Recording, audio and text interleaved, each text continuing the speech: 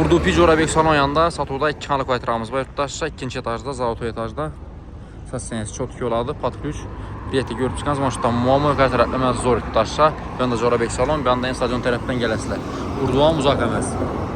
Bir anda pedinst yurttaşlar. Getdikcə görüb çıxanız. Yaxıyla canımıza yetib gəldik yine. İkinci etaj, Zauto etajda. Patluş bu səs Hem yerimiz aboydan çıxıb durdu. Bu koridorumuz bu. Bir anda kuxnya, sanuzel. Bir anda zal, İspanya. Başta kanallarımızı göstərim yurttaşlar. Hem yerimiz natijnoy patolog bu. Matvi, ak. Zalımız razmeri 5.63 patologumuzdan birimizden matvi natijnoy boladı. Yakın stili qalla döşəlgən taza paketəli. Cayda bir ay yaşalığını desəkən boladı remontdan keyin. Köp yaşalma en общем. Yəni bir arama 2 əlini remont bu. Vista televizorlarımızdan bayına kətdə plastik alalım.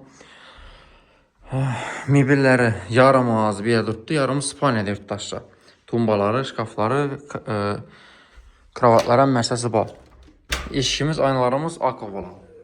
Yanında yine 3 metre, 2 metrelik verandamızdan bazar kredi tapçanı koydular. Banka koymak onaylı.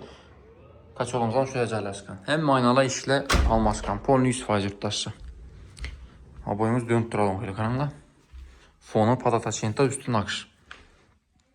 2 yarıma 560'lık spalnyamızın patologu birimizden natijnoy boladı. Mebellərimiz bu. Bunlar kaladı yurttaşlar. Komplekt oladı. Birimizden bu halda döşəlik. Ayətini radiatorlarımızı doldurup koyup durayım. Tak, cani gördüyüzlər xilla. Baxasa gələ olsaq 275 milyon son. Lokasiyasına Toş toxtalamız. Corabek salon. Arkasında Tac Məhəlləmi yaxın. Pedin üstünü bir adım. Pedin üstü yan tərəfdə olsa, stadion tərəfimiz, stadionumuz bir andan boladı yaxınla. Tak, sanuculdan göstərmədik bu bizə.